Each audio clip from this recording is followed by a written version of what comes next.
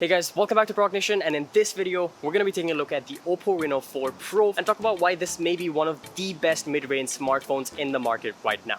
So, let's get started. This phone was released about 3 months ago here in Malaysia, so this is more of a 3 months later review, as well as we're talking about whether or not this is one of the best mid-range smartphones.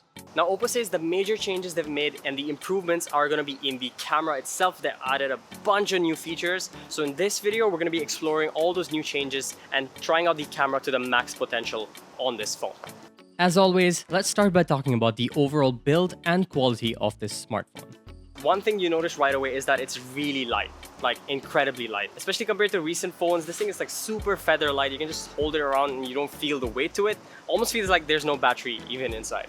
4000 mAh battery, Snapdragon 720G processor. You also have a fingerprint sensor that is under the display that works lightning fast. It overall unlocks your phone pretty quickly. You have a 6.5-inch Super AMOLED display. The colors are vibrant, very vivid, pretty easy to see in broad daylight because of that Super AMOLED. And overall, using this feels very nice for consuming content. The max refresh rate that this goes up to is obviously going to be 90 Hz, and that's what we have set it to. 90 Hz for media consumption and social media usage is really great. Very smooth, and overall feel to it with the colors is really great. The fact that it's AMOLED is really awesome too, because you get that always on display support as well, and it's pretty visible to see. In terms of connectivity, you have a Type-C as well as the headphone jack still present on this. We tried out some gaming on this, and that processor is really capable of handling gaming. As you can see, it is not suffering from any lag or stutter. The 720G can handle gaming pretty well. We've seen this from past phones.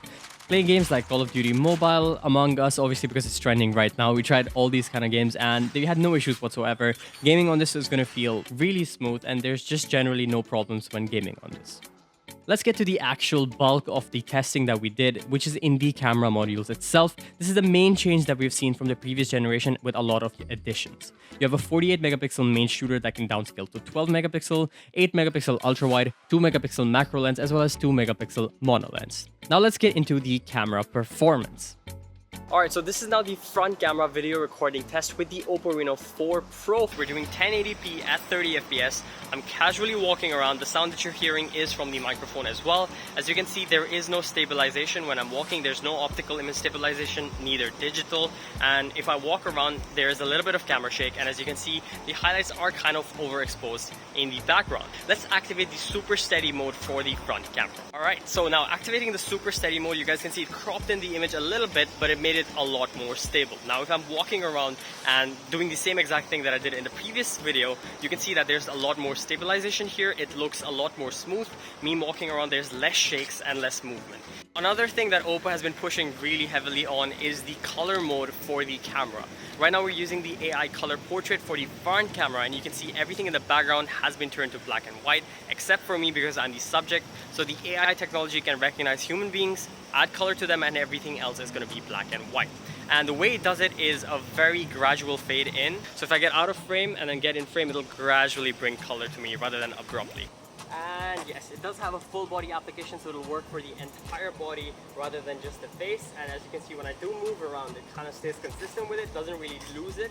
So the AI technology on this works pretty decent, I would say. Now you even get different color modes on this where it can only activate certain colors. In this case, we have only green showing up within the filter. You can also have only red or crimson show up, which is what we did here. Only red subject showing up, skin tones, coffee, whatever is only going to show up. And also you have blue, which can be the only color that shows up. So this is a very stylized approach to it. If you want to create a very stylistic look, you can do that quite easily with this. It works with all zoom lenses, so it's pretty great for that. For the back camera, here's the side-by-side test between 1080p and 4K. As you can see, 1080p looks very similar to 4K. The processing is done pretty well. We did an ultra-wide angle walking test. As you can see, when you're using the ultra-wide angle lens, it is pretty wide. There's a lot of distortion, unfortunately, and also a lot of camera shake when you're using the ultra-wide. No stabilization. You can switch on the stable mode within that. There's Pro and the regular. As you can see, the stabilization kicks in here and it works really well.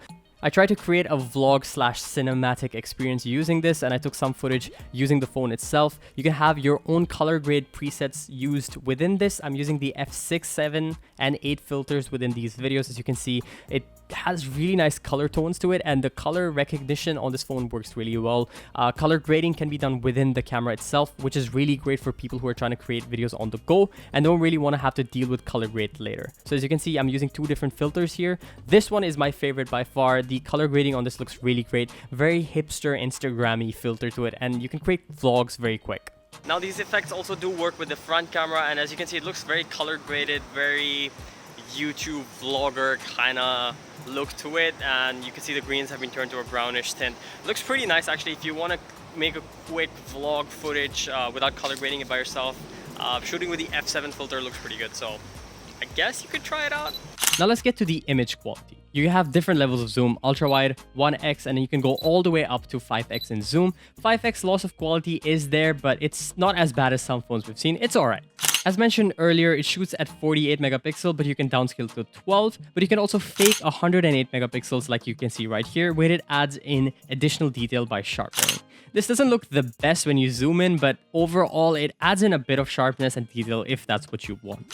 Now that aside, the overall colors, the vibrancy, and the look to it was pretty decent with the back camera. No complaints whatsoever. As you can see, it handles HDR and direct sunlight, even colors, really well. Even the color mode where you can have that AI color portrait works really well, especially when you see the skin tones. It doesn't really oversaturate them. It looks pretty good. Overall image quality, I say, would be around an 8-9 out of 10. It looks really good. Even the dark mode, the night mode performance is really good on this. Almost in total darkness, it works really well. Details are maintained and it doesn't look too fake, which is very good. So all in all, it's a pretty good mid-range smartphone. Definitely not the best. It's not gonna be my daily driver as of now, but it's pretty good overall. We're also going to be doing a comparison with the Mi 10T Pro 5G, which is a huge competition for this, so stay tuned for that. Overall, we looked at the performance of the camera, the gaming, the screen, the overall usability, and you guys let us know in the comments what you think about the Oppo Reno 4 Pro. Really hope you enjoyed this video. If you did, make sure you hit that like button and do consider subscribing for more content just like this, and we'll see you again in the next video.